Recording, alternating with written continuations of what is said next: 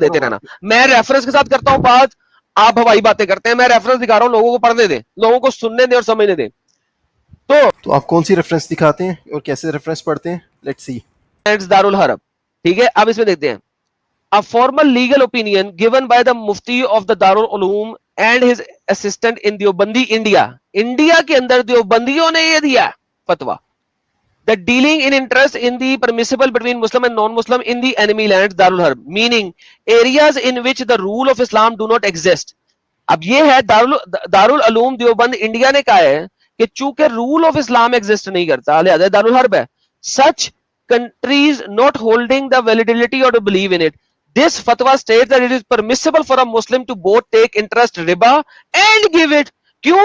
کیونکہ انڈیا دوستو, انڈیا میں اگر کوئی بندہ کہتا ہے جو کہ دیوبندی ہے کہ انڈیا دارالحرب نہیں ہے وہ دارالاسلام ہے, تو بھائی جان اس سے بڑا جھوٹا ہی کوئی نہیں ہے, کیونکہ دارالعلوم دیوبند کلیئرلی کہہ رہا ہے کہ انڈیا دارالحرب ہے. حرب کہتے ہیں لڑائی, تو انڈیا جو ہے وہ لڑائی کا دیش ہے, تو لڑائی کے دیش میں قتل کرنا نون مسلموں کا تو ویسے ہی جائز ہے.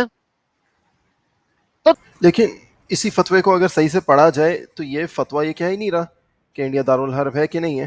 یہ فتویٰ تو کچھ اور کہہ رہا ہے. یہ فتویٰ کسی پرانے فتوے کو کوٹ کر کے اسے ریفیوٹ کر رہا ہے کہ کچھ لوگوں نے, کیونکہ ان لوگوں نے انٹرسٹ انڈیا میں جائز کرانا تھا, تو انہوں نے امام ابو حنیفہ کا فتویٰ لیا جو انٹرسٹ کو دارالحرب میں جائز سمجھتا ہے. امام ابو حنیفہ نے نہیں کہا کہ یہ دارالحرب ہے انڈیا, یا حنفی فتویٰ نہیں ہے, یہ کچھ لوگوں نے کہا صرف انٹرسٹ لیگل کرانے کے لیے.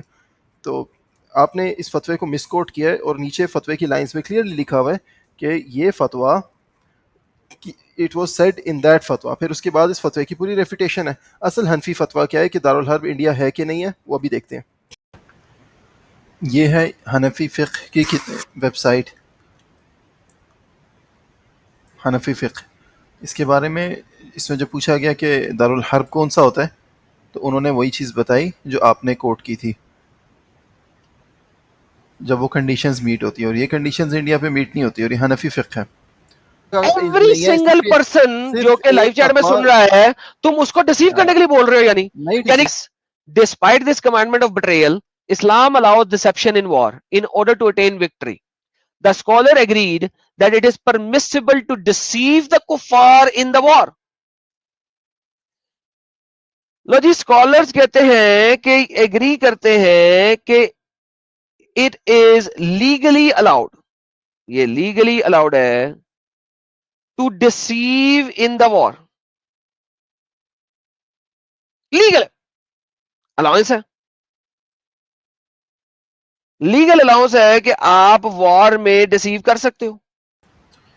جب آپ نے یہ فتویٰ پڑھا, آپ نے ساری وہ لائن سکپ کر دیں جس میں لکھا ہوا تھا کہ دھوکہ دینا کس طرح کنڈیمڈ ہے اور بہت غلط بات ہے اور یہ سب ہے, یہ غلط چیز ہے, آپ نے وہ سب سکپ کر دیا. پھر آپ نے جو ڈسیو کرنے کی بات آئی تو اس کو آپ نے پڑھا اور اس پہ بہت زیادہ ایمفیسائز کیا, لیکن آپ نے اس کی ایک اگلی لائن بھی نہیں پڑھی جس میں کیا لکھا ہوا تھا کہ اگر آپ کے بیچ میں کوئی ٹریٹی یا ٹرسٹ ہے تو پھر آپ انہیں ڈیسیو نہیں کر سکتے, یعنی آپ ان پہ دھوکے سے حملہ نہیں کر سکتے, اور آپ میں ٹریٹی ہے, اور بھی بہت سی باتیں ہیں, لیکن آپ نے اسکپ کر دی.